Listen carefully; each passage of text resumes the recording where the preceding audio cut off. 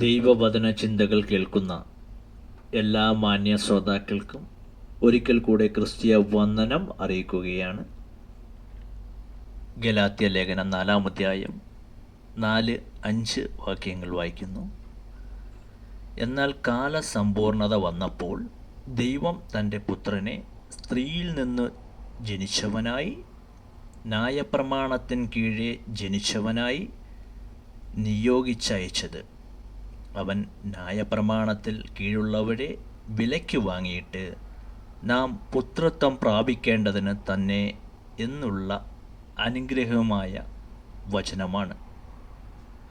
കർത്താവായ യേശുക്രിസ്തുവിൻ്റെ ജനനം സംബന്ധിച്ചിട്ടുള്ള ചരിത്രങ്ങൾ നാം പരിശോധിച്ചു നോക്കുമ്പോൾ, ഉൽപ്പത്തി പുസ്തകം 3-ാം അധ്യായത്തിലേക്ക് നാം കടന്നു പോകുമ്പോൾ, ദൈവത്തിൻ്റെ സൃഷ്ടിയായ ആദമും ഹൗവയും ദൈവത്തോട് പാപം ചെയ്യുകയും ആ തലങ്ങളിൽ അവർ രക്ഷപ്പെടുവാൻ പരിശ്രമിക്കുമ്പോൾ യഹോവയായ ദൈവം അവരുടെ അരികത്തിലേക്ക് കടന്നു പോകുകയും അവരുമായി സംസാരിക്കുകയും ചെയ്യുന്ന രംഗങ്ങൾ ഓർമ്മപ്പെടുത്തിയിട്ടുണ്ട്.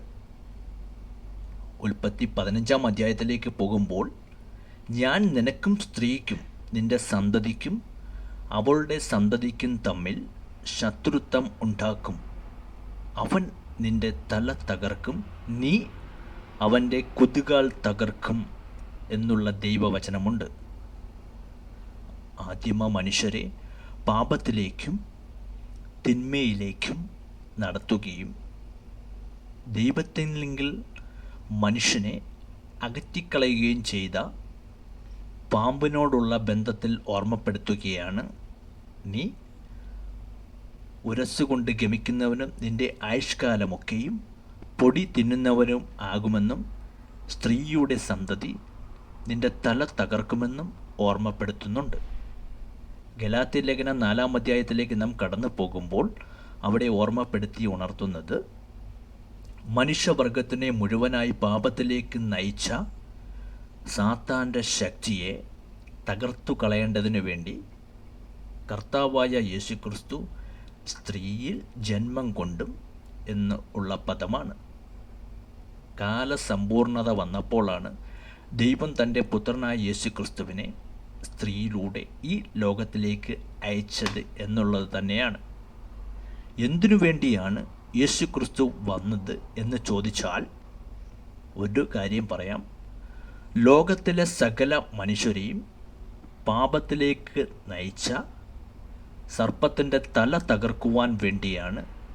അതുമാത്രമല്ല, ഈ വാക്യം ഓർമ്മപ്പെടുത്തുന്നത് ന്യായപ്രമാണത്തിൻ്റെ കീഴിൽ കിടക്കുന്നവരെ വിലയ്ക്ക് വാങ്ങിയിട്ട് അവരെ പുത്രന്മാരാക്കുവാനും അവകാശികളാക്കുവാനും വേണ്ടി കൂടിയാണ് കർത്താവായ യേശു മിശിഹായി ഈ ലോകത്തിലേക്ക് സ്ത്രീയുടെ സന്തതിയായി ജനിച്ചത്, കടന്നു വന്നതും എന്നുള്ളത് തന്നെ.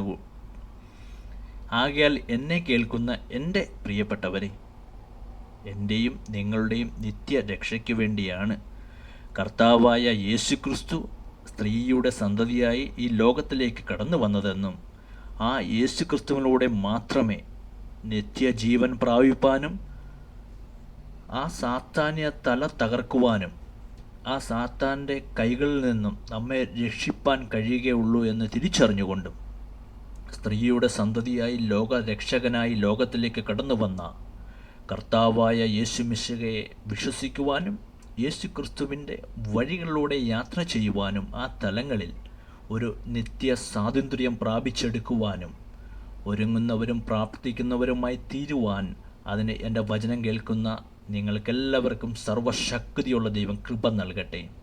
കരുണയുള്ള ഞങ്ങളുടെ സ്വർഗസ്ഥ പിതാവേ, ഞങ്ങളുടെ രക്ഷയ്ക്ക് വേണ്ടി സ്ത്രീയുടെ സന്തതിയായി ലോകത്തിലേക്ക് കടന്നു വന്ന കർത്താവായ യേശുക്രിസ്തുവിനോടെയുള്ള നിത്യരക്ഷയെ ഞങ്ങൾ മനസ്സിലാക്കിക്കൊണ്ടും അങ്ങയുടെ സന്നിധിയിൽ ഞങ്ങൾ കടന്നു വരുവാനും ആ നിത്യമായ ജീവൻ പ്രാപിപ്പാനും ഞങ്ങളെ യോഗ്യരും പ്രാപ്തരുമാക്കണമേ.